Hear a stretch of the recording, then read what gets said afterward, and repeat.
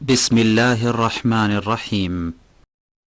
ومن يشاقق الرسول من بعد ما تبين له الهدى ويتبع غير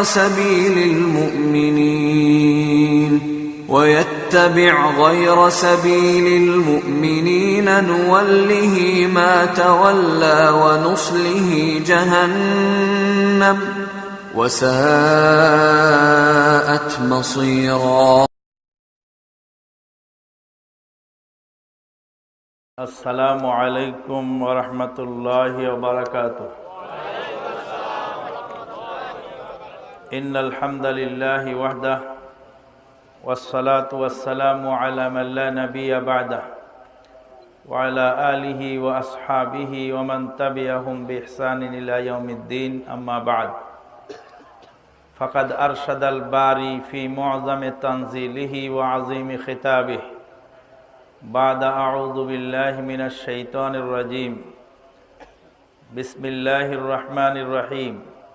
والعصر إن الإنسان لفي خسر إلا الذين آمنوا وعملوا الصالحات وتواصوا بالحق وتواصوا بالصبر. وقال النبي الأمين صلى الله عليه وسلم: لا تزول قدم ابن آدم يوم القيامة حتى يسأل عن 40। যেভাবে ছিল ওভাবে রাখেন, বাড়ানোর দরকার। لا تزول قدم ابن آدم يوم القيامة حتى يسأل عن 40 عن عمره فيما أفناه وعن شبابه فيما أبلاه وعن ماله من أين اكتسبه وفيما أنفقه وعن علمه ماذا عمل به أو كما قال عليه الصلاة والسلام।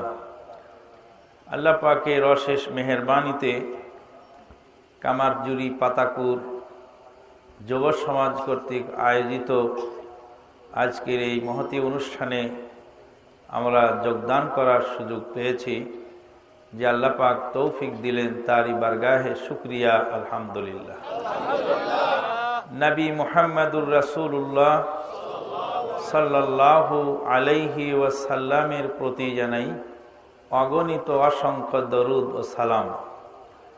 আল্লাহুম্মা সাল্লি আলা মুহাম্মাদিন ওয়া আলা আলি মুহাম্মাদ কামা সাল্লাইতা আলা ইব্রাহিম ওয়া আলা আলি ইব্রাহিম ইন্নাকা হামিদুম মাজিদ। আল্লাহুম্মা বারিক আলা মুহাম্মাদিন ওয়া আলা আলি মুহাম্মাদ কামা বারাকতা আলা ইব্রাহিম ওয়া আলা আলি ইব্রাহিম ইন্নাকা হামিদুম মাজিদ। রাত মোটামুটি ভালোই হয়েছে, সময় গড়াতে গড়াতে অনেক দূরে গিয়ে গেছে। ভূমিকা লম্বা করার সুযোগ নাই, আমাদের হাতে সীমিত সময়, প্রত্যেকেই ব্যস্ত মানুষ। তাই সংক্ষিপ্ত আকারে সূরাতুল আসরের সংক্ষিপ্ত তাফসির করেই আজকের আলোচনা সমাপ্ত করব ইনশাআল্লাহ। যেই যুব সমাজ কয়েকদিন আগে তারা হ্যাপি ভ্যালেন্টাইন ডে করল, যেই যুব সমাজ বিভিন্ন সময় বিভিন্ন হরতাল, ধর্মঘট, অবরোধ, ভাঙচুর এগুলি কাজে লিপ্ত হয়, তাদেরই অংশ বিশেষ, একটি বিশেষ অংশ আজকে দাওয়াতি কাজে অবদান রেখেছে। এটা অত্যন্ত গৌরবের বিষয়, এটা আনন্দের বিষয়। আমরা ছোটকালে দেখতাম যে বয়স্ক লোকেরা ওয়াজ শুনতে যেতেন, হারিকেন জ্বালিয়ে লাঠি ভর দিয়ে ঠুক ঠুক ঠুক ঠুক করে হাঁটতে হাঁটতে ওয়াজের মাঠে যেতেন, চোখ কান বন্ধ করে ওয়াজ শুনতেন। আবু জাহেলের মৃত্যুর খবর শুনে পড়ছে ইন্না লিল্লাহি ওয়া ইন্না ইলাইহি রাজিউন, চোখের পানিতে বুক ভাসায় দিচ্ছে। কি ওয়াজ শুনলেন চাচা? খুব ভালো শুনেছি। কি যে ওয়াজ না মধুর বাণী, কিন্তু কি শুনলেন সেটা বলার কোনো অবকাশ তাদের কাছে ছিল না, বুঝতেন না তারা। এরকম বৃদ্ধ মানুষ মসজিদে যেতেন, ওয়াজ শুনতেন। এখন আমরা দেখতে পাই যেখানেই ওয়াজ মাহফিল সেখানে যুব সমাজ, যুবকদের চেহারা, ফেসবুক, ইন্টারনেট বিভিন্ন জায়গায় ঘেঁটে যুব সমাজ যেভাবে দাওয়াতি কাজে এগিয়ে আসছেন, অনেক কষ্ট, ব্যথা, বেদনার ভিতর দিয়েও এটা একটি আনন্দের বিষয়। এই যুব সমাজ একদিন এই সমাজকে পরিবর্তন করতে সক্ষম হবে ইনশাআল্লাহ। তাদের এই সব কাজে আমাদেরকে বিভিন্ন সময় পরামর্শ দিয়ে সহযোগিতা করা উচিত। শুধু পরামর্শ দিলেই হবে না, অর্থ দিয়ে, পয়সা দিয়ে তাদেরকে অনুপ্রাণিত করতে হবে। দ্বিতীয় বিষয় হলো যে আজকের এই ওয়াজ মাহফিল যথেষ্ট একটা ফলপ্রসূ হচ্ছে, কিন্তু এই ফলটা যাতে মানুষ উপযুক্তভাবে না নিতে পারে, এই জন্য একটা কিছু ত্রুটি বিচ্যুতি এর ভিতরে দেখা দেয়। সেই ত্রুটি বিচ্যুতির ভিতরে সবচেয়ে বড় ত্রুটি যেটা, সেটা হলো এই যে সময়কে নিয়ন্ত্রণ করা হয় না। সময় নিয়ন্ত্রণ না করার কারণে অনেক ওয়াজ মাহফিল ক্ষতিগ্রস্ত হয়ে যায়। মানুষরা আসে কিছু কথা শোনার জন্য, দেখা যায় যে বিভিন্ন অজুহাতে, বিভিন্ন কারণে সময়গুলি নষ্ট হয়ে যায়। নষ্ট হয়ে যাওয়ার কারণে মানুষ আশানুরূপ ফল সেখান থেকে পায় না। অনেকেই আসে, গভীর রাতে প্রধান বক্তা উঠেন, সবারই ব্যস্ততা, ক্লান্তি এবং বিভিন্ন রকমের সমস্যা জড়িত কারণে ওয়াজের ফল কামাহাক্কাও হয় না।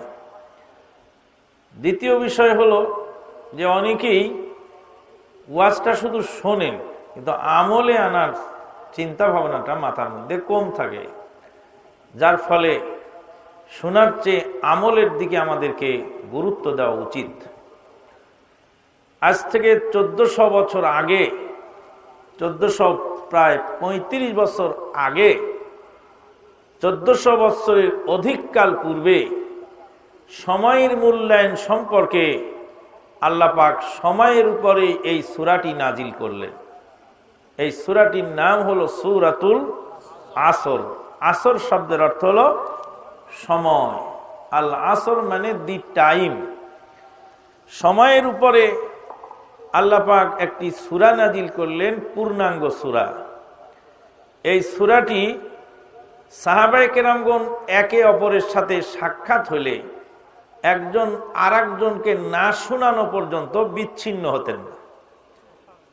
একজন সাহাবীর সঙ্গে আরেকজনের দেখা হলে তারা একে অপরে সূরা আসর শোনাতেন।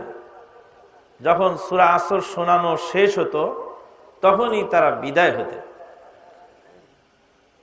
মুসাইলামাতুল কাযযাব নামক একজন মিথ্যাবাদী লোক আবু বকর সিদ্দিক রাদিয়াল্লাহু তাআলা আনহুর জামানায় ইয়ামামার যুদ্ধে রিয়াদের পার্শ্বে, এখন যে সৌদি আরবের King Abdul Aziz Military Academy, যেটা হলো cadet college, King Abdul Aziz Military Academy, ওর পাশেই হলো দেরইয়া শহর।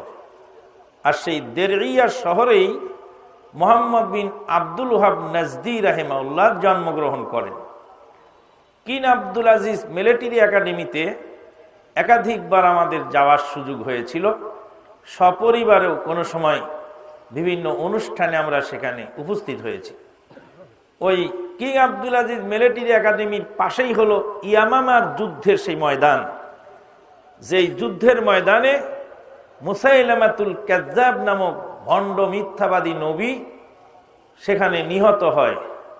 যুদ্ধটি হয়েছিল খলিফাতুল মুসলিমিন আবু বকর সিদ্দিক রাদিয়াল্লাহু তাআলার জামানায়। মুসাইলামাতুল কাযযাব এবং আসওয়াদ আল আনাসি, এই দুইজন ভণ্ড নবী, মিথ্যা নবুয়াতের দাবিদার, যারা রাসূলুল্লাহ সাল্লাল্লাহু আলাইহি ওয়াসাল্লামের জীবদ্দশাতেই নিজেদেরকে নবী বলে দাবি করত। খালিদ ইবনুল ওয়ালিদ রাদিয়াল্লাহু তাআলার সাথে একদিন মুসাইলামাতুল কাযযাবের সাক্ষাৎ হলো। খালিদ ইবনুল ওয়ালিদ রাদিয়াল্লাহু তাআলা তখন ইসলাম গ্রহণ করেননি।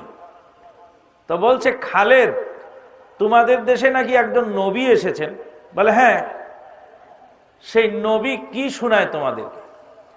তখন খালিদ ইবনুল ওয়ালিদ রাদিয়াল্লাহু তাআলা আনহু সূরাতুল আসরটি শুনিয়ে দিলেন মুসাইলামাতুল কাজ্জাব ভণ্ড নবীকে। তিনি একজন অমুসলিম। খালিদ ইবনুল ওয়ালিদ তখনও ইসলাম গ্রহণ করেননি, কিন্তু সূরা আসর তার কি ছিল? মুখস্থ ছিল। সূরা আসর তিনি পড়ে শোনালেন। শোনানোর পরে এবার মুসাইলামাতুল কাজ্জাব বলছে, তোমাদের এলাকার নবীর উপরে তো এই সূরা নাজিল হয়, তো আমার উপরে একটা সূরা নাজিল হয়। কি সূরা তোমার উপর নাজিল হয় বলো তো? বলছে ইয়া আবার লাকা উযনাকা ওয়া সাদার ওয়া বাতনুকা হাকার নাকার। ইয়া আবার লাকা উযনাকা ওয়া সাদার ওয়া বাতনুকা হাকার নাকার। বলছে এই সূরা আমার উপর নাজিল হয়েছে। তখন মুসাইলামাতুল কাজ্জাব খালিদ ইবনুল ওয়ালিদ রাদিয়াল্লাহু তাআলাকে বলছেন, খালিদ আমার সূরাটা তোমার কাছে কেমন লাগলো? খালিদ ইবনুল ওয়ালিদ বলছে, তুই যে ভণ্ড মিথ্যুক, তুই যে বেয়াদব, তুই যে অসভ্য বর্বর, তোর এই সূরাতেই প্রমাণ করে। আমি তো সে নবীকে বিশ্বাস করি নাই, আমি তো সেই নবীর উপর ঈমান আনি নাই, কিন্তু নবীর উপরে যে সূরা নাজিল হয়েছে সেই সূরার সাথে তোমার এই বাজে কথার কোনো তুলনা হয় না। আল্লাহু আকবার। সূরাতুল আসর সম্পর্কে ইমাম শাফিঈ রাহিমাহুল্লাহ বলছেন যে আল্লাহ রাব্বুল আলামিন যদি মানুষের দলিল হিসাবে শুধু সূরা আসরটি নাজিল করতেন, তাহলে তাদের জন্য আল্লাহর দরবারে জবাবদিহি করার জন্য এটাই যথেষ্ট ছিল। সূরাতুল আসর, আসর মানে সময়। আল্লাহ পাক বলছেন, আউযু বিল্লাহি মিনাশ শাইতানির রাজিম ওয়াল আসরি ইন্নাল ইনসানা লাফি খুসর। সময়ের কসম, ওয়াল আসর সময়ের কসম, ইন্নাল ইনসানা লাফি খুসর নিশ্চয়ই দুনিয়ার সকল মানুষ ক্ষতির মধ্যে নিমজ্জিত। পৃথিবীর সব মানুষ ক্ষতির মধ্যে নিমজ্জিত। ইল্লাল্লাযীনা আমানু ওয়া আমিলুস সালিহাত ওয়া তাওয়াসাউ বিল হাক্কি ওয়া তাওয়াসাউ বিস সাবর। ইল্লাল্লাযীনা আমানু কিন্তু যারা ঈমান এনেছে, ওয়া আমিলুস সালিহাত আমলে সালেহ করেছে, নেক কাজ করেছে, ভালো কাজ করেছে, ওয়া তাওয়াসাউ বিল হক হকের দাওয়াত মানুষের সামনে পেশ করেছে, ওয়া তাওয়াসাউ বিস সাবর ধৈর্যের পরামর্শ মানুষকে দিয়েছে। ইল্লাল্লাযীনা আমানু যারা ঈমান এনেছে, ওয়া আমিলুস সালিহাত ভালো কাজ করেছে, ওয়া তাওয়াসাউ বিল হক হকের দাওয়াত দিয়েছে, ওয়া তাওয়াসাউ বিস সাবর ধৈর্যের পরামর্শ দিয়েছে। এই চারটি কর্মসূচি যারা গ্রহণ করেছে তারা এই ক্ষতি থেকে বেঁচে গেল, তারা এই ক্ষতির মধ্যে নিমজ্জিত নয়। মানুষ ক্ষতি থেকে বাঁচতে হলে চারটি কাজ তাকে করতে হবে। ইল্লাল্লাযীনা আমানু মানুষ ক্ষতিগ্রস্ত, মানুষ ক্ষতির মধ্যে নিমজ্জিত। এই কথাটুকু বলার আগে আল্লাহ রাব্বুল আলামিন সময়ের কসম খেয়ে বললেন, সময়ের কসম মানুষ ক্ষতিগ্রস্ত। মানুষ ক্ষতিগ্রস্ত এ কথা তো আল্লাহ বললেই হয়ে যায়। আল্লাহ বলবেন মানুষ ক্ষতিগ্রস্ত, কিন্তু সময়ের কসম মানুষ ক্ষতিগ্রস্ত। সময়ের সাথে মানুষের ক্ষতির কি কানেকশন? মুফাসসিরিনে কেরামগণ বলছেন তামাম পৃথিবীর মানুষ ক্ষতিগ্রস্ত একটি মাত্র কারণে, তা হলো তারা সময়ের মূল্যায়ন করে না। সময়ের মূল্যায়ন না করলে মানুষ ক্ষতিগ্রস্ত হয়ে যায়। ক্ষতিগ্রস্ত হওয়ার পিছনে মৌলিক কারণ হলো সময়ের মূল্যায়ন না করা। কিভাবে? একটু বুঝার চেষ্টা করুন। 500 টাকা দিয়ে একটি বিমানের টিকিট কিনেছেন, ট্রেনের টিকিট কিনেছেন, রেল স্টেশনে গেলেন আর ট্রেনটা ছেড়ে চলে গেল। 1 মিনিটের জন্য ট্রেনটা ধরা গেল না। 1 মিনিটের কারণে আপনার 500 টাকা কি হয়ে গেল? মাটি হয়ে গেল। আপনার ওই ট্রেনের টিকিট আর রাস্তায় পড়ে থাকা কাগজের দাম সমান। 50,000 টাকা দিয়ে বিমানের টিকিট কিনেছেন, এয়ারপোর্টে গেলেন, গিয়ে দেখলেন বিমানের ইমিগ্রেশন ডোর ক্লোজড হয়ে গেছে। আপনার 50,000 টাকার বিমানের টিকিটটা নষ্ট হয়ে গেল। যদি টিকিটটা ওয়ান টাইম হয়, ফ্রি টিকিট হলে সেটার হিসাব আবার আছে ভিন্ন। তাহলে বোঝা গেল যে মানুষ ক্ষতির মধ্যে সময়ের মূল্যায়ন না করার কারণ। এখন ইন্টারন্যাশনাল ফ্লাইটে বিমান ছাড়ার কমপক্ষে 1.5 ঘন্টা পূর্বে আপনাকে এয়ারপোর্টে পৌঁছতে হবে। অর্থাৎ আপনার বিমান যদি 8:30টায় ওড়ে, তো 7টার আগে আপনাকে গিয়ে হাজিরা দিতে হবে। 7টা বেজে যদি 1 মিনিট পার হয়ে যায়, ইচ্ছে করলে আপনার যাত্রা তারা বাতিল করে দিতে পারে, আপনার কিছু করার নেই। দয়া করে করে না। 9টার ট্রেন কয়টায় আসে সেটা হলো ভিন্ন ব্যাপার, কিন্তু আইনের আওতায় যদি সে আসে আর সে যদি আপনার যাত্রা বাতিল করে দেয়, তা আপনার কিছু করবার নেই। আর ডোমেস্টিকে ছিল আধা ঘন্টা পূর্বে পৌঁছার নিয়ম, এখন করেছে 50 মিনিট। বিমান উড়ার 50 মিনিট আভ্যন্তরীণ বিমানের ক্ষেত্রে কমপক্ষে আপনাকে সেখানে উপস্থিত হতে হবে। যাত্রা বাতিল করে আপনার টিকেটের পরিবর্তে আরেকজনকে বোর্ডিং পাস দিয়ে দিলে আপনার কিছু করবার নেই। ওপেন টিকিট হলে পরবর্তী বিমানে যেতে পারবেন, কিন্তু ওয়ান টাইম হলে ওই বিমানে না গেলে আপনার টিকিটটা মাটি।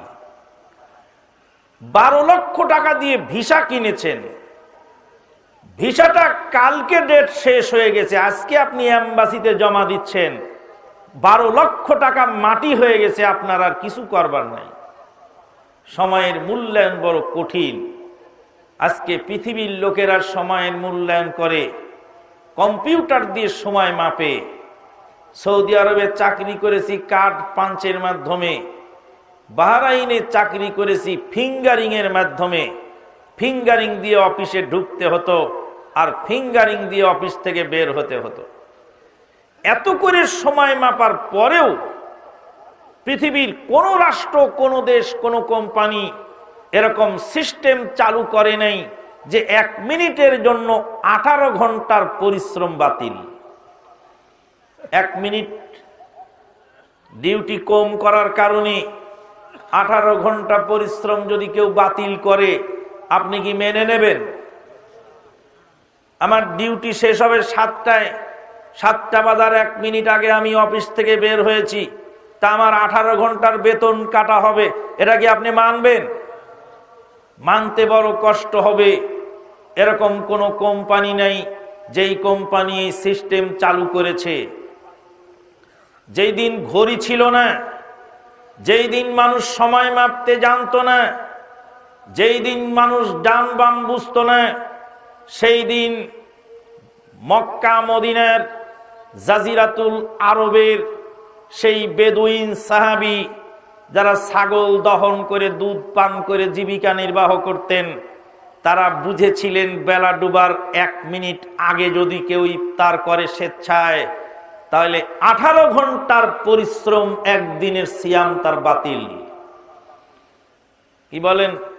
কোন লোক যদি সিয়াম পালন করে, 18 ঘন্টা ধরে না খেয়ে রইল, বেলা ডোবার 1 মিনিট আগে যদি ইফতার করে তাহলে কি তাকে কিছু দেওয়া হবে নাকি? আল্লাহকে যদি বলা হয়, আল্লাহ তুমি 1 মিনিটের নেকি কেটে রেখে বাকি নেকিটা আমাকে দিয়ে দাও, আল্লাহ কি তা মানবেন? কেন? সারাদিন 18 ঘন্টা 17 ঘন্টা 16 ঘন্টা সিয়াম পালন করেছেন, 1 মিনিট আগে স্বেচ্ছায় সজ্ঞানে যদি আপনি ইফতার করে ফেলেন তাহলে 18 ঘন্টার নেকি পরিশ্রম সব বাতিল। যে ইসলাম 1400 বৎসর বা অধিককাল পূর্বে সময়ের এই মূল্যায়ন করেছিল, সেই মুসলিমদের আজকে দুর্গতি কেন? রেল লাইনে যদি লেখা থাকে বিকাল 4টায় ট্রেন ছাড়বে, আর সেই ট্রেন যদি রাত 9টায় আসে, তাহলে রেল স্টেশন তো আপনারা ভেঙে ফেলবেন আর বলবেন যে 9টায় কেন ট্রেন আসলো, ট্রেন আসার টাইম 9টায়, 4টায় তুমি লেখলা কেন? কিন্তু আমার পোস্টারে, আপনার পোস্টারে, দুনিয়ার সব ওয়াজ মাহফিলের পোস্টারে তো লেখা থাকে বিকাল 4 ঘটিকা হইতে শুরু হইবে, মাগার রাত 8 ঘটিকা বাজিয়া যাইতেছে, কিন্তু কোন মুসল্লির আগমন বোঝা যাইতেছে না। কারণ মুসল্লিরাও জানে যে এই লেখার কোনো মূল্য নাই, লেখার কথা লিখেছে, বাস্তবতা তার বহুদূর। পৃথিবীর অন্য কোন দেশের লোক যদি এসে আমাদের এই হালত দেখে, তখন বুঝবে যে এদের 4টার নাম 9টা না 4টার নাম 8টা, এরা কোন কিম্ভূত কিমাকার জাতি। মিশরের একজন আলেম ঢাকা উত্তরায় বসবাস করতেন, আল্লাহর বান্দা ইন্তেকাল করেছেন, আল্লাহ তাকে জান্নাত নসিব করুন। তিনি ঢাকা ইউনিভার্সিটির ছাত্র ছিলেন এবং দারুল এহসান বিশ্ববিদ্যালয়ের প্রফেসর ছিলেন। একদিন ওনার সাথে আমি যাচ্ছিলাম কোথাও, আমাকে বললেন 1 মিনিট পরে, ওনার সাথে বক্তব্য হচ্ছিল, বললেন 1 মিনিট পরে আমার বক্তব্য আমি শেষ করব।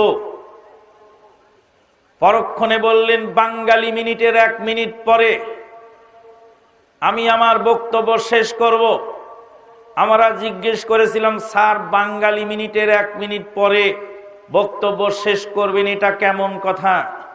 বললেন বাঙালি মিনিট অনেক বড়। এক বাঙালি আমাকে বলল 1 মিনিট দাঁড়ান, আর 2 ঘন্টা 2.5 ঘন্টা পরে এলো, তাই আমি বুঝলাম যে বাঙালি মিনিট অনেক বড়। আমরা আজকে হেসে হেসে কথাটা উড়িয়ে দিচ্ছি, হয়তোবা মনের ভিতর একটা আনন্দ, জি না, গোটা জাতির বিভৎস চিত্র সেদিন তিনি তুলে ধরেছিলেন। গোটা জাতিকে সেদিন চোখে আঙ্গুল দিয়ে দেখিয়ে গেছিলেন যে এই এমন এক জাতি যার কাছে সময়ের কোনো মূল্যায়ন নাই।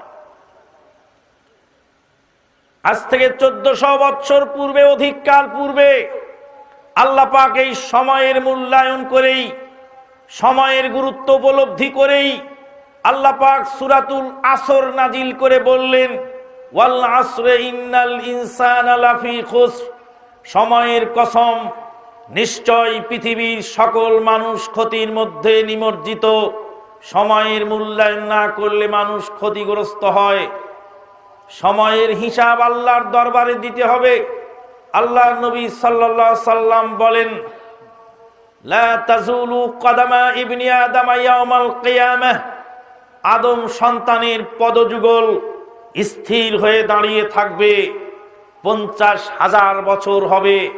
হাসরের ময়দানের একদিন তার পা স্থির হয়ে থাকবে, নড়াচড়া করতে পারবে না, আগে পিছে যেতে পারবে না। হাত্তা ইউসআলা আন 40, তাকে 4টি প্রশ্ন জিজ্ঞেস করা হবে। আন উমরিহি ফিমা আফনাহ, তার জীবন সম্পর্কে জিজ্ঞেস করা হবে, জীবনটা তুমি কোন পথে ব্যয় করেছিলে। ওয়ান শাবাবিহি ফিমা আবলাহ, তার যৌবন সম্পর্কে জিজ্ঞেস করা হবে, যৌবন কোন পথে ক্ষয় করেছিলে। ওয়ান মালিহি মিন আইনা ইকতাসাবাহু ওয়া ফিমা আনফাকা, তার মাল সম্পর্কে জিজ্ঞেস করা হবে, মাল কোন পথে আয় হয়েছিল আর কোন পথে ব্যয় হয়েছিল। ওয়ান ইলমিহি মাযা আমিলা বিহি, তার ইলম সম্পর্কে তাকে জিজ্ঞেস করা হবে তার ইলম অনুযায়ী সে কতটুকু আমল করেছিল।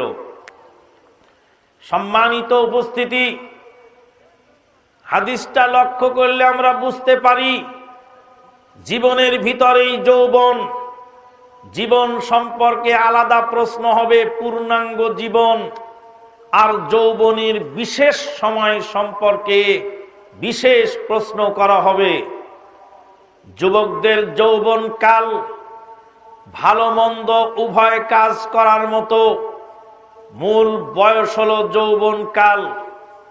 যৌবন কালের হিসাব আল্লাহ পাক আলাদা নেবেন, কারণ যুবকদের দ্বারাই ভালো কিছু করা যায়, যুবকদের মাধ্যমে জাতিকে ধ্বংস করা সম্ভব।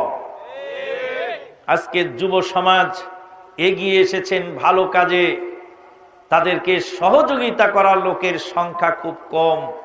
অনেক জায়গায় এক শ্রেণীর মুরব্বীরা বলে সব ছেলে পেলে পা ধুয়ে ঘুমাই না, এরা আবার কি ওয়াজ মাহফিল নিচ্ছে। আরে এই ওয়াজ মাহফিলে যায় কেনা?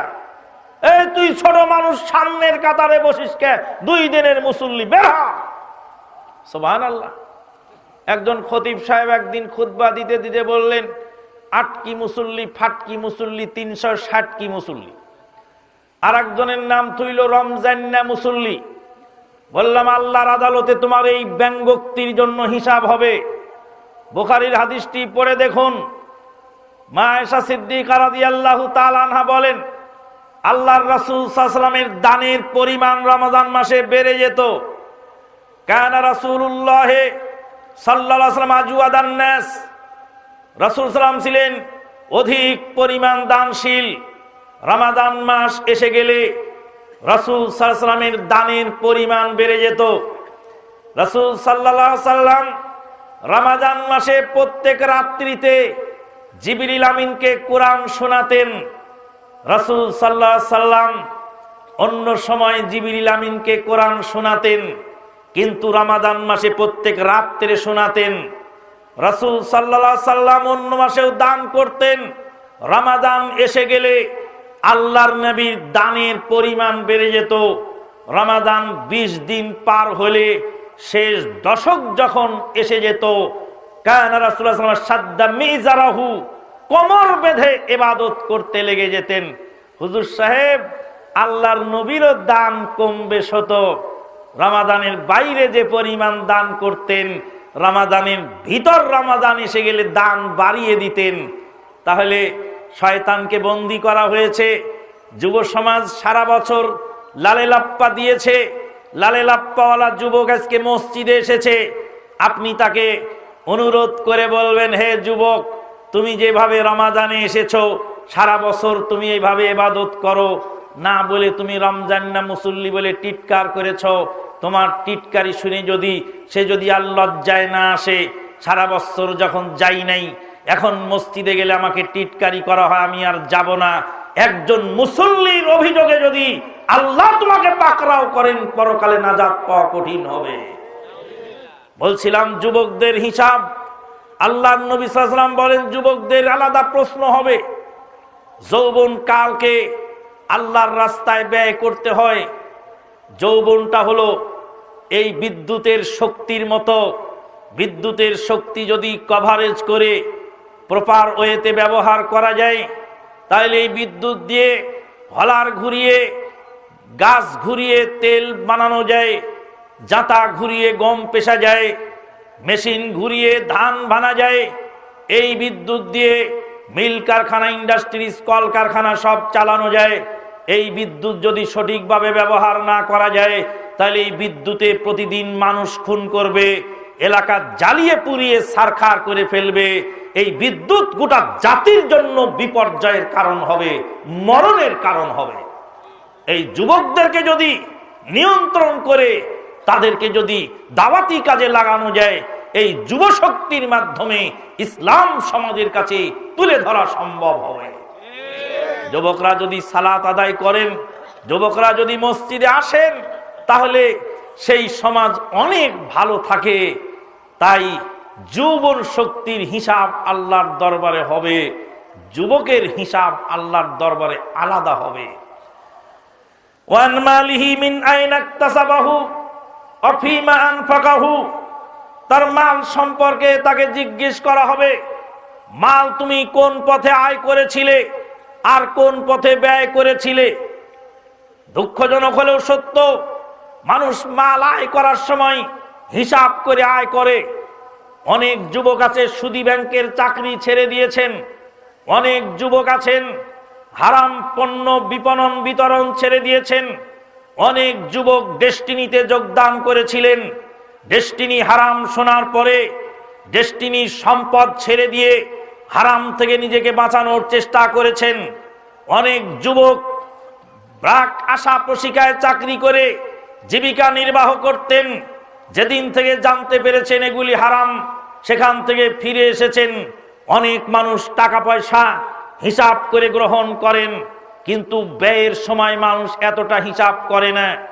রাস্তায় দাঁড়িয়ে বলছে, হুজুর দাঁড়ান, একটা ওয়াজ মাহফিলের কিছু চাঁদা দিয়ে যান। আমি বললাম, দেখি তোমার ওয়াজ মাহফিলের বক্তার নাম। পোস্টার পরে দেখলাম খাজা খাজে গানের মাহফিল। খাজা খাজে গানের মাহফিল মানে এই মাহফিলে 2 ঘন্টা 3 ঘন্টা যতটুকুই বকা হবে সেরে আল্লাহ এবং রাসূলকে অপমান করা ছাড়া সেখানে আর কিছু থাকবে না। আল্লাহ এবং রাসূলকে অপমান করে, আল্লাহ এবং রাসূলের চরিত্রে কলঙ্ক লেপন করে। তাই তো ঢাকা শহরের প্রাণ কেন্দ্র কলাবাগানের এক মসজিদের খতিব সাহেব খুতবা দিলেন। দাউদ আলাইহিস সালাতু ওয়াস সালাম তিনি আউরিয়ার বিবিকে পছন্দ করে আউরিয়াকে যুদ্ধে পাঠিয়ে দিয়ে আউরিয়ার বিবিকে বিয়ে করলেন। বক্তা সাহেব বক্তৃতা করলেন আগের জমায়, রমাদান মাসের শেষ জমায়। কুয়েত প্রবাসী একজন আর্মির অফিসার, তিনি খুতবার আগে মাইকটা নিয়ে বললেন, আপনারা 6 তলা 7 তলা মুসল্লি ভর্তি গত জুমায় আল্লাহর নবী দাউদ আলাইহিস সালাতু ওয়াস সালামের ক্যারেক্টার সম্পর্কে আপনাদের খতিব সাহেব এবং জঘন্য অপবাদ তুলে ধরলেন। একটা লক্ষ্য তো বললেন না, এত বড় নবী যে আউরিয়ার বিবির প্রেমে পাগল পারা হয়ে আউরিয়াকে যুদ্ধে পাঠিয়ে দিয়ে তার সেই জায়গায় গিয়ে আউরিয়ার বিবিকে বিয়ে করলেন কেন?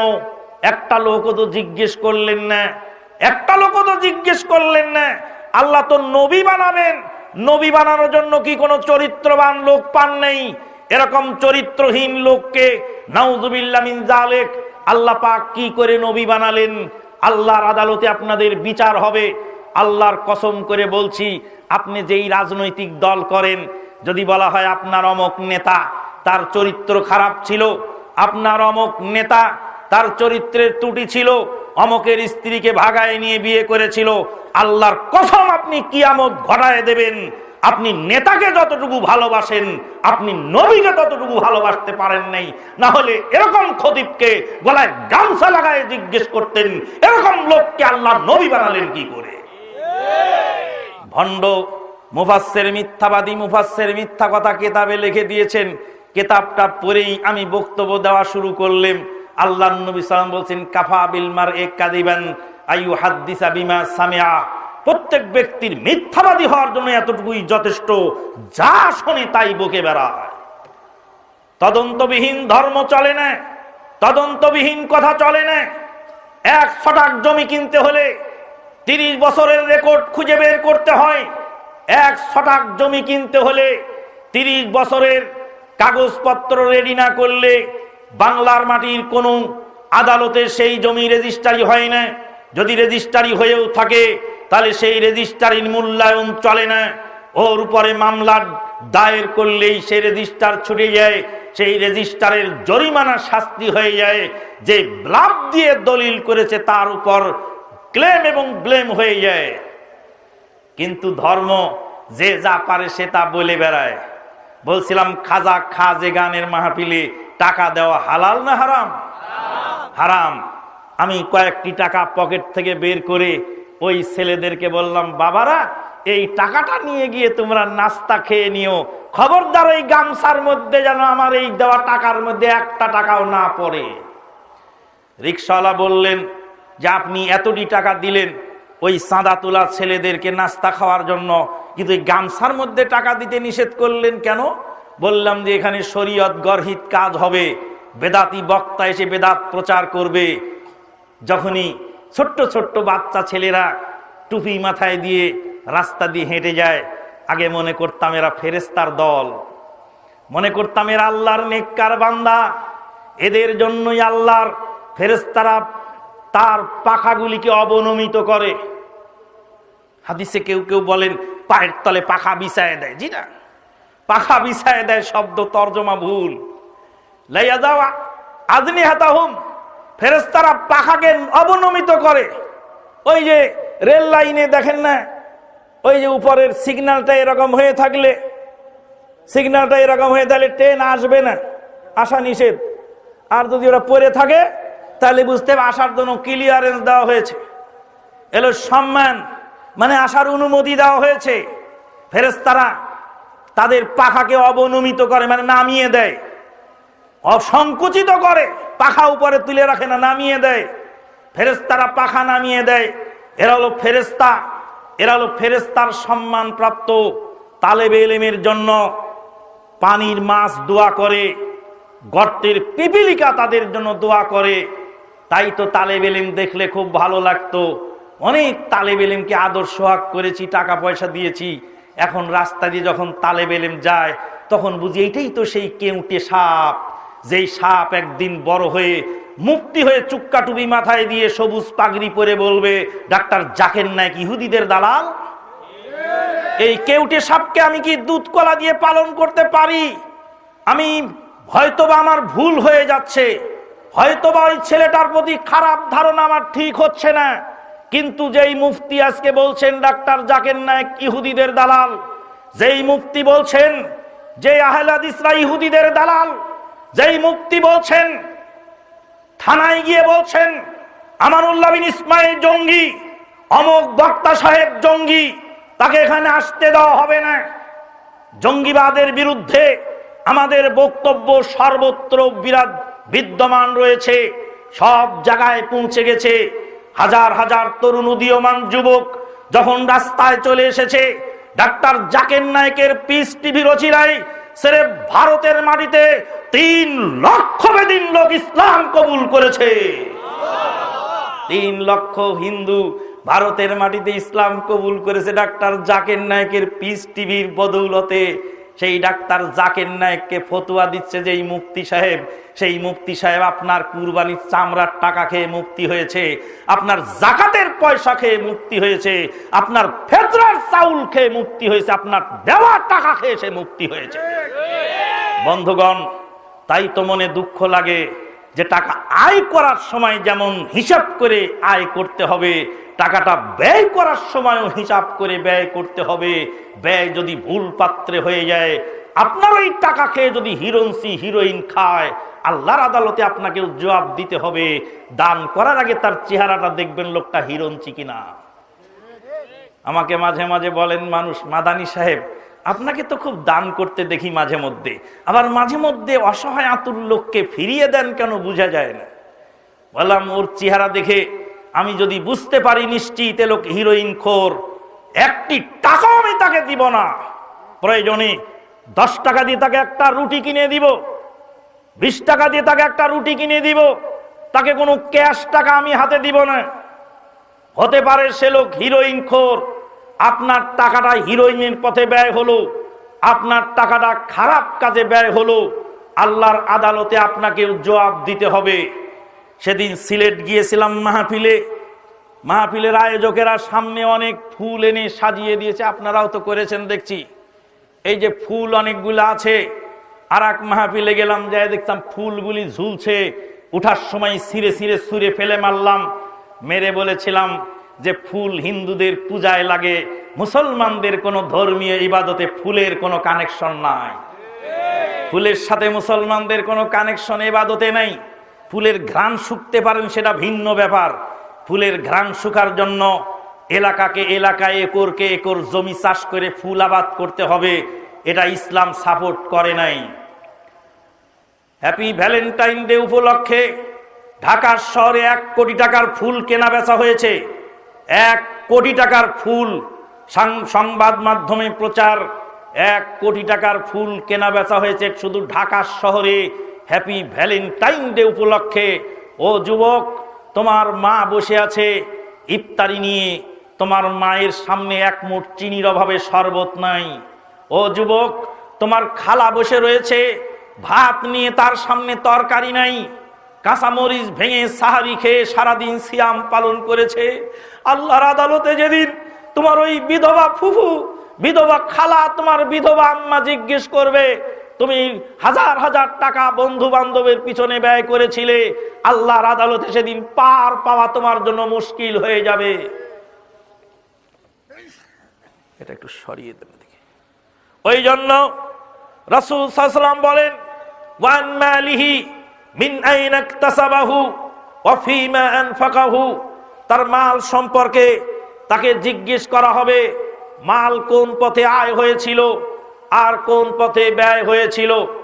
ওয়ান ইলমিহি মাযা আমিলা বিহি, তার ইলম সম্পর্কে জিজ্ঞেস করা হবে তার ইলম কোন পথে ব্যয় হয়েছিল। বলছিলাম সিলেটের ওয়াজ মাহফিলের কথা, বললাম যুবকেরা তোমরা যে ওয়াজের আয়োজন করেছো, বক্তা আমানুল্লাহ বিন ইসমাইল আল মাদানীকে রাজশাহী থেকে এনেছো, রাজশাহী থেকে আসতে খরচ হয়েছে, ঢাকা থেকে বিমানের টিকিট দিয়ে তোকে এনেছো, তারপরে এয়ারপোর্ট থেকে রিজার্ভ গাড়িতে করে এনেছো, তোমাদের টাকায় বক্তৃতা করতে এসেছি দেখে তোমাদের ফুলের পক্ষে বলে যাব, এটা মনে করো না সেই রকম বক্তা আমরা নই। আমরা তোমাদের ভুল ধরে গেলাম বিচারের আদালতে, তোমরা যাতে বলতে না পারো যে এই যে ফুল দিয়ে স্টেজ সাজালে এটা অপচয় হয়, আর অপচয়কারী শয়তানের ভাই। আল্লাহ রাব্বুল আলামিন ফুলের হিসাব নেবেন, আল্লাহ রাব্বুল আলামিন অপ্রয়োজনীয় যাবতীয় খরচের হিসাব নেবেন। ইন্নাল মুবাযযিরিনা কানু ইখওয়ানাশ শায়াতিন, যারা বাজে খরচ করে তারা শয়তানের ভাই, এটা কোরআনের নির্দেশ। এত বড় বক্তা ফুলের মধ্যে বক্তৃতা করে গেল, আমাদেরকে বলে নাই। আমরা যদি শুনতাম তাহলে পরবর্তী বছরে তওবা করতাম, সেদিন আমিও বিপদে পড়ব, তুমিও বিপদে পড়বে। তাই তোমাকে বিপদ থেকে বাঁচানোর জন্য বলে গেলাম, আর কোনোদিন ফুল দিয়ে স্টেজ সাজাবে না। যেইটুকু দরকার লাইটিং, যেটুকু না দেখলে দেখা যায় না, যেটুকু ঘেরা দরকার না ঘিরলে পরিবেশ ঠিক মতো হয় না, যেটুকু উঁচু করা দরকার, যেটুকু উঁচু না করলে বক্তাকে ঠিক মতো দেখা যায় না, যেটুকু মাইকিং দরকার, যেটুকু মাইকিং না হলে মানুষ চলে না, যেটুকু গেট দরকার ব্যানারটা টাঙ্গিয়ে অমুক তারিখে মাহফিল হবে প্রচার করার জন্য, ততটুকুই চলবে। তার অতিরিক্ত যেইটুকু হবে সেইটুকুর হিসাব হবে। আল্লাহ পাক বলছেন, ফামান ইয়ামাল মিসকালা যাররাতিন খায়রান ইয়ারাহ ওয়া মান ইয়ামাল মিসকালা যাররাতিন শাররান ইয়ারাহ। যাররা যাররা হিসাব আল্লাহ পাক নেবেন, সেদিন পার পাওয়া খুব মুশকিল হয়ে যাবে। সম্মানিত দ্বীনি বৈঠকের সম্মানিত দ্বীনি ভাতৃমণ্ডলী, তারপরে আল্লাহ পাক সময়ের কসম কেটে জানিয়ে দিলেন, সময়ের মূল্যায়ন না করার কারণে মানুষ ক্ষতিগ্রস্ত।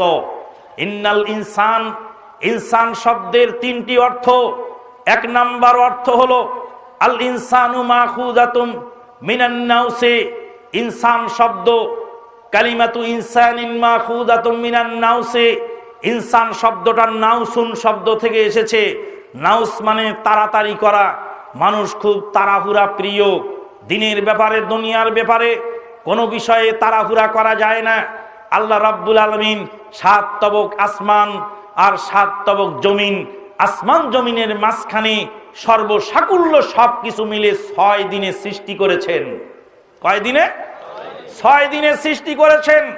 2 দিনে 7 তবক আসমান, 2 দিনে 7 তবক জমিন, আর 2 দিনে আসমান জমিনের মাঝখানে চন্দ্র সূর্য নিহারিকা পুঞ্জ আলো বাতাস জীবজীবাণু কীটকীটাণু পাহাড় পর্বত নদী নালা খাল বিল যা আছে সব আল্লাহ সৃষ্টি করেছেন। বাকি 2 দিনে, 6 দিনে আল্লাহ সৃষ্টি করেছেন। যে আল্লাহ কুন বললেই হয়ে যায়, সে আল্লাহ 6 দিন লাগিয়েছেন আসমান জমিন সৃষ্টি করার পেছনে। আল্লাহ রাব্বুল আলামিন বান্দাকে শিখিয়ে দিচ্ছেন, বান্দা তুমি যে কোনো কনস্ট্রাকটিভ কাজ করবে, যে কোনো ভালো কাজ করবে, ভালো কাজ করার আগে তুমি একটু খেয়াল করে দেখে নিও তোমার কাজটা। ভালো কাজ করার আগে তুমি ধীরে সুস্থে ঠান্ডা মাথায় সময় সাপেক্ষে সেই কাজগুলি করো, কাজগুলিতে তাড়াহুড়া করো না। আল উজলাতু মিনাশ শাইতান, তাড়াতাড়ি করাটা হলো শয়তানের কাজ। তিনটি কাজ আল্লাহর নবী তাড়াতাড়ি করতে বলেছেন। মানুষ মারা গেলে তাড়াতাড়ি দাফন করে দাও, ছেলে মেয়ে বিয়ের উপযুক্ত হলে তাড়াতাড়ি বিয়ে করিয়ে দাও, সালাতের টাইম হলে দ্রুত সালাত আদায় করো। যেই সমস্ত কাজ নবী তাড়াতাড়ি করতে বলেছেন সেইগুলি তাড়াতাড়ি করতে হবে। বাকি সব কাজ ধীরে সুস্থে ঠান্ডা মাথায় করতে হবে। এক রাতে সব মানুষকে বোম মেরে ইসলাম কায়েম করতে চেয়েছিল যারা, তারা এক রাতেই এসেছে আর এক রাতেই আবার ঘরের কোনায় চলে গেছে। বন্ধুগণ, তাই আমাদেরকে বুঝতে হবে যে তাড়াতাড়ি কোনো কাজ করা যাবে না। ইনসান শব্দের আরেকটি অর্থ আল ইনসানু মাখুজাতুম মিনাল উনস। উনস মানে হলো সঙ্গী সাথী। সঙ্গী সাথী ছাড়া মানুষ চলতে পারে না। গ্রিক দার্শনিক অ্যারিস্টটল বলছেন মানুষ হলো সামাজিক জীব। সামাজিক জীব, মানুষ সমাজ ছাড়া চলতে পারে না। রবিনসন ক্রুশো সমাজ থেকে আলাদা হয়ে সিসিলি দ্বীপে বসবাস করতে গেল। তারপরে রবিনসন ক্রুশোর সিসিলি দ্বীপেও সমাজ গড়ে উঠলো। সমাজ ছাড়া মানুষ চলতে পারে না, মানুষকে সঙ্গী সাথী নিয়ে চলতে হয়। ওই জন্য বলা হয়েছে মানুষ তার সঙ্গীর দ্বারা প্রভাবিত হয়। সঙ্গী সাথী ভালো দেখে নির্বাচন করতে হবে। আল্লাহর নবী সাল্লাল্লাহু আলাইহি ওয়াসাল্লাম বলেন, ইন্নামা মাসালু জালিসিস সালিহি ওয়া জালিসিস সুই কাহামিলিল মিসকি ওয়া নাফিকিল কির। অসৎ সঙ্গী এবং সৎ সঙ্গীর দৃষ্টান্ত হলো, সৎ সঙ্গী এবং অসৎ সঙ্গীর দৃষ্টান্ত হলো আতরালার মতো আর লোহার কামারের মতো। বেয়াদবি মাফ করবেন, লোহার কামারকে খাটো করার জন্য হাদিস বলা হয় নাই। লোহার কামার ছিলেন দাউদ আলাইহিস সালাতু ওয়াস সালাম। দাউদ আলাইহিস সালাম ছিলেন লোহার কামার। জাকারিয়া আলাইহিস সালাম ছিলেন কাঠের মিস্ত্রি। সহিহ মুসলিম শরীফে হাদিস এসেছে, ওয়া কানা জাকারিয়া নাজ্জারান। জাকারিয়া আলাইহিস সালাম একজন জলিলুল কাদার নবী, তিনি ছিলেন কাঠের মিস্ত্রি। আদম আলাইহিস সালাম ছিলেন কৃষক। সুলাইমান আলাইহিস সালাতু ওয়াস সালাম, সুলাইমান আলাইহিস সালাম তিনি মৎস্যজীবী ছিলেন। জাকারিয়া আলাইহিস সালাম ছিলেন কাঠের মিস্ত্রি। দাউদ আলাইহিস সালাম ছিলেন লোহার কামার। লোহার কামারের কাছে বসলে তিনটা ক্ষতির একটা ক্ষতি হবে, হয় আগুন উড়ে গায়ে পড়বে, নয় ছাই উড়ে গায়ে পড়বে, নয় ধোঁয়া এসে নাকে লাগবে। আতরওয়ালার কাছে বসলে তিনটা লাভের একটা লাভ হবে, হয় আতর কিনে নেওয়া হবে, নয় আতর হাদিয়া দেবে, নতুবা আতরের ঘ্রাণ এমনি এমনি নাকে এসে লাগবে। ওই জন্য ভালো মানুষের সাথে চলতে হবে। আল্লাহ পাক বলছেন, ইয়া আইয়ুহাল্লাযীনা আমানু কুনু মা'আস সাদিকিন। হে ঈমানদার বান্দা বান্দীগণ, ভালো মানুষের সাথে চলাচল করো। তাই তো কোরআন সুন্নাহ যারা বোঝেন, কোরআন সুন্নাহর সহিহ আকীদার উপরে আছেন, তাদের সাথে চলাফেরা করবেন, আপনার ঈমান আমলও ঠিক থাকবে ইনশাআল্লাহ। 3 নাম্বার ইনসান শব্দের অর্থ মাখুযাতুম মিনান নিসিয়ান। নিসিয়ান মানে ভুলে যাওয়া। মানুষ ভুলে যায় অতীতকে। অতীতকে ভুলে যাওয়ার কারণে মানুষ ক্ষতিগ্রস্ত হয়ে যায়। কালকে তুমি কি ছিলে, আজকে কোথায় এলে? তোমার টাকা কোথায় ছিল, আজকে কোথায় এলে? তুমি কোন পর্যায়ে ছিলে? এই কথাগুলি মানুষ ভুলে যাওয়ার কারণে মানুষ ক্ষতিগ্রস্ত হয়ে যায়। পূর্বের স্মৃতি ভুলে যেতে হয়। মানুষ অপরাধ করলে তাদেরকে ক্ষমা করে দিতে হয়, ভুলে যেতে হয়। কিন্তু নিজের বাস্তব চিত্র যদি মানুষ ভুলে যায় তাহলে সে ক্ষতিগ্রস্ত হয়। ইন্নাল ইনসানা লাফি খুসর ইল্লাল্লাযীনা আমানু। যারা ঈমান এনেছে তারা ক্ষতির মধ্যে পড়ে না। ঈমানদার ব্যক্তি সময়ের মূল্যায়ন বোঝে, সময়ের দাম তার কাছে আছে। 1400 বছর পূর্বেই ঈমানদার বুঝেছিল যে 1 মিনিট ইফতার আগে করলে আমার সারা দিনের পরিশ্রম বাতিল। এটা ঈমানদার ছাড়া পৃথিবীর আর কেউ বোঝে না। ইল্লাল্লাযীনা আমানু, যারা ঈমান এনেছে। ঈমান 6টি বিষয়ের উপরে আনতে হয়। আনতুমিনা বিল্লাহি ওয়া মালাইকাতিহি ওয়া রুসুলিহি ওয়া কুতুবিহি ওয়া রুসুলিহি ওয়াল ইয়াউমিল আখিরি ওয়াল কদরি খাইরিহি ওয়া শাররিহি মিনাল্লাহি তাআলা। তারপরে ওয়াল বাসি বাদাল মাউত, made in India, Pakistan, Bangladesh. হাদিসে নাই ওটা, এ হলো চাইনিজ হাদিস, মেড ইন চায়না। বুখারীর হাদিস যেটুকু আছে, আনতুমিনা বিল্লাহি ওয়া মালাইকাতিহি ওয়া কুতুবিহি ওয়া রুসুলিহি ওয়াল ইয়াউমিল আখিরি ওয়াল কাদরি খাইরিহি ওয়া শাররিহি মিনাল্লাহি তাআলা ওয়ালা সাদাকতা। এই পর্যন্তই হাদিস। আনতুমিনা বিল্লাহি ওয়া মালাইকাতিহি ওয়া কুতুবিহি ওয়া রুসুলিহি ওয়াল ইয়াউমিল আখিরি ওয়াল কাদরি খাইরিহি ওয়া শাররিহি মিনাল্লাহি তাআলা। আল্লাহর প্রতি ঈমান আনা, আল্লাহর প্রতি যে লোক ঈমান এনেছে তার কোনো টেনশন দুনিয়ায় কাজ করে না। আল্লাহুম্মা ইন্নী আবদুকা ওয়া ইবনু আবদিকা ওয়া ইবনু আমাতিকা নাসিয়াতি বিয়াদিকা মাযিন ফিয়া হুকমুক আদলুন ফিয়া কাযাউক আসআলুকা বিকুল্লি ইসমিন হুয়া লাকা সাম্মাইতা বিহি নাফসাক আও আনজালতাহু ফি কিতাবিক আও আল্লামতাহু আহাদাম মিন খালকিক আও ইস্তাসারতাহু ফি ইলমিল গায়বি ইনদাক আন তাজআলাল কুরআনা রাবিয়া কলবি ওয়া নূরা সাদরি ওয়া জালাআ হাম্মি ওয়া যাহাবা হুজনি। আল্লাহর নবী সাল্লাল্লাহু আলাইহি ওয়াসাল্লাম বলেন, যখন তোমার কোনো টেনশন এসে যায় তখন তুমি এই দোয়াটা পড়ো। দোয়াটার মধ্যে বলা আছে, আল্লাহুম্মা ইন্নী আবদুকা, হে আল্লাহ আমি তোমার বান্দা, ওয়া ইবনু আবদিকা, তোমার বান্দার ছেলে আমি, আমার আব্বাও তোমার বান্দা, ওয়া ইবনু আমাতিকা, তোমার বান্দির ছেলে, আমার আম্মাও তোমার বান্দি, আমার আম্মা তোমার বান্দি, আমার আব্বা তোমার বান্দা, আমি তোমার বান্দা, আমি গোলামের বাচ্চা গোলাম, আমার বাপও গোলাম, আমার মাও গোলাম, তোমার গোলাম আমার মা, তোমার গোলাম আমার বাপ, আমি তোমার গোলাম। নাসিয়াতি বিয়াদিক, হে আল্লাহ আমার চুলের ঝুঁটি তোমার হাতে, তুমি চুলের ঝুঁটি ধরে আমাকে যেদিকে ইচ্ছা সেদিকে ঘুরাতে পারো। নাসিয়াতি বিয়াদিক, আমার চুলের ঝুঁটি আল্লাহ তোমার হাতে, তুমি ইচ্ছা করলে আমাকে চিৎকার করতে পারো। চুলের ঝুঁটি, আমার চুলের ঝুঁটি তোমার হাতে। মাযিন ফিয়া হুকমুক, তোমার হুকুম আমার উপরে সদা সর্বদা কার্যকর। আদলুন ফিয়া কাযাউক, তোমার ফয়সালা আমার উপরে সদা সর্বদা প্রযোজ্য ইনসাফের ভিত্তিতে।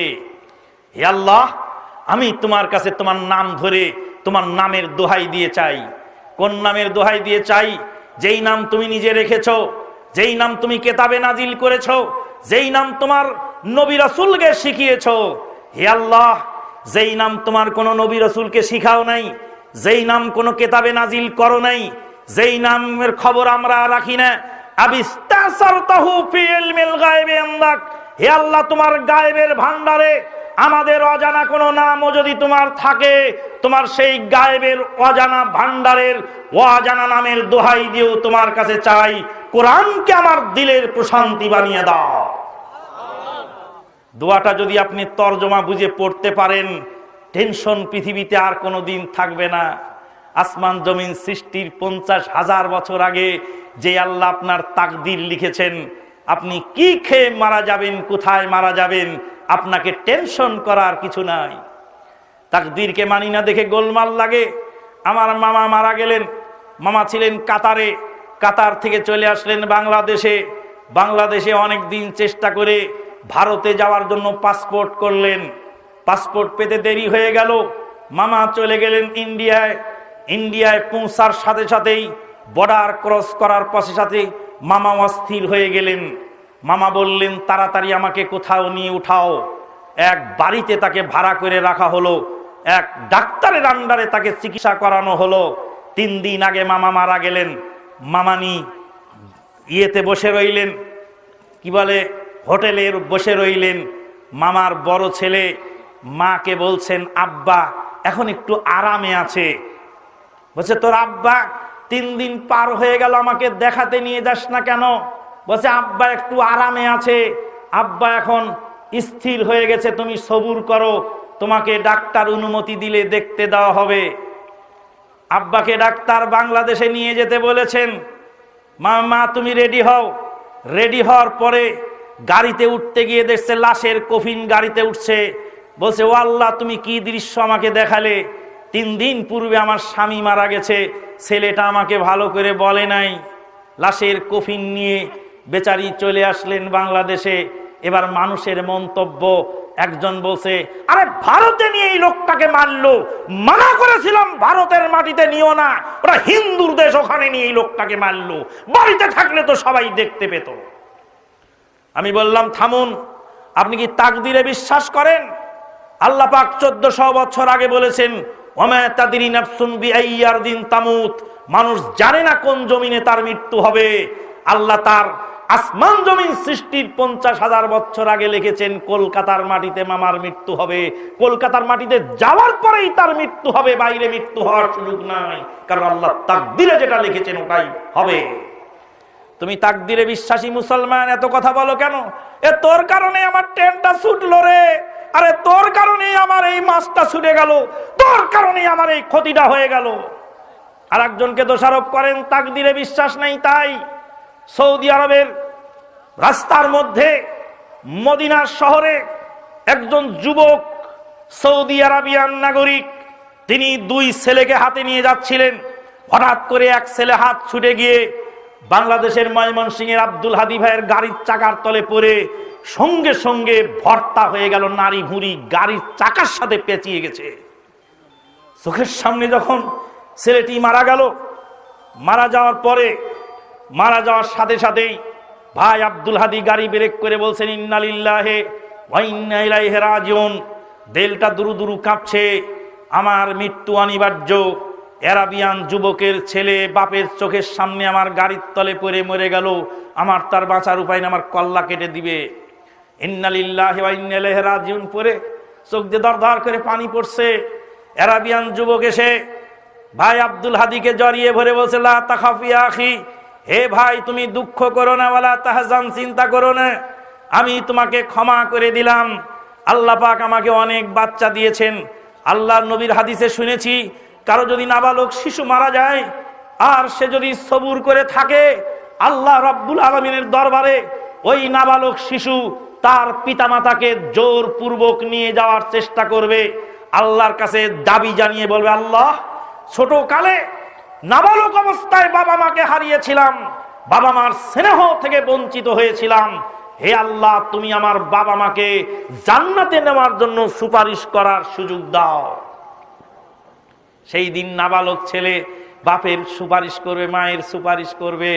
আমার নাবালক একটি ছেলে চলে গেল আল্লাহর দরবারে, আল্লাহর কাছে আমি আশা রাখি তোমাকে আমি ক্ষমা করে দিলাম, তুমি চিন্তা করো না। তাকদীর প্রতি বিশ্বাস কাকে বলে তার জ্বলন্ত প্রমাণ শুনে নি। বন্ধুগণ, বিশ্বাস যদি আমার থাকে, বিশ্বাস যদি আপনার থাকে, তাহলে আপনার গোলমাল কমে যায়। আল্লাহ যেটা রেখেছিলেন ওইটাই হলো। এই মিয়া তুমি দাওয়াত করে এনে খেতে দিতে পারো না, দাওয়াত করো কেন? জিনে রাজ্জাক তো উনি না, উনি আব্দুর রাজ্জাক। রাজ্জাক হলেন আসমানে। রাজ্জাক আসমান জমিন সৃষ্টির 50,000 বছর আগে আমার জন্য যেটা বাজেট রেখেছেন ওইটুকু আমি খেতে পাবো। 1 বিন্দু বেশি খাওয়ার অনুমতি আমার নাই, 1 বিন্দু কম খাওয়ার অনুমতি আমার নাই। 1 বিন্দু কম খাওয়ানোর চেষ্টা করলে আপনি পারবেন না, 1 বিন্দু বেশি খাওয়ার ইচ্ছা করলেও আমি পারবো না। রাজ্জাক তো আপনি নন, আপনি আব্দুর রাজ্জাক, আর রাজ্জাক হলেন আসমানে। কেউ আবার আব্দুর রাজ্জাক থাকলে মনে কষ্ট নেবেন না। বগুড়া একবার ওয়াজ করেছিলাম, বলছিলাম যে লালু ভুলুর কথা ইসলাম চলে না। লালু এমপি স্টেজে বসা ছিল, বলছে কেমন বেয়াদব বক্তা এনেছো তোমরা যে দেখো আমি লালু এমপি স্টেজে বসার কয় লালু ভুলুর কথা ইসলাম চলে না। আমি কি বুঝতে পেরেছি যে কে ওখানে বসা আছে। অনেক সময় এরকম গোলমাল হয়ে যায়। বলতেছিলাম ঈমান যার ভিতরে আছে তার দুনিয়ার কোনো টেনশন নেই।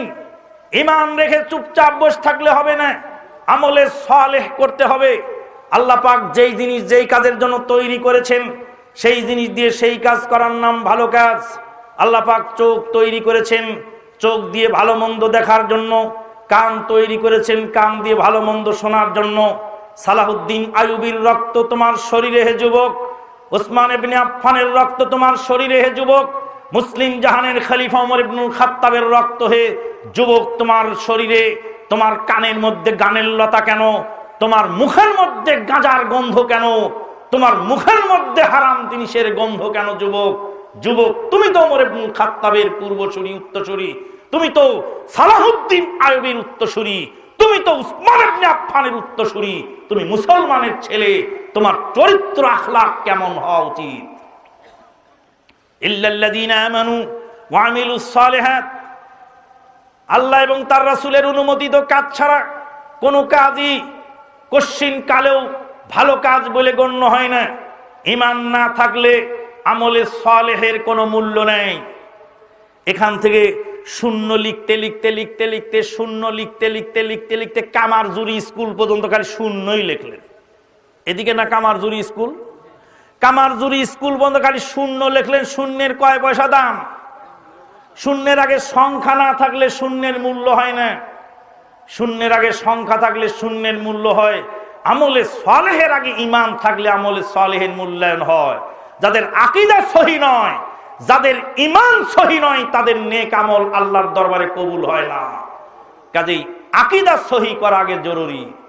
অনেক মানুষ আছেন আমলে সালেহ করেন কিন্তু দাওয়াত দিতে নারাজ। নিজে করব ভালো কাজ, মানুষকে বলতে যাব কেন? ওয়াতাওয়াসাউ বিল হাক্কি, হকের দাওয়াত পৌঁছাইতে হবে। হকের দাওয়াত দিতে গিয়ে নির্যাতনের শিকার হবে। ওয়াতাওয়াসাউ বিস সবর, ধৈর্য পরামর্শ দিতে হবে। আল্লাহ রাব্বুল আলামিন আমাদেরকে কবুল করুন, আল্লাহুম্মা আমিন। মাহফিলটাকে কবুল করুন, আল্লাহুম্মা আমিন।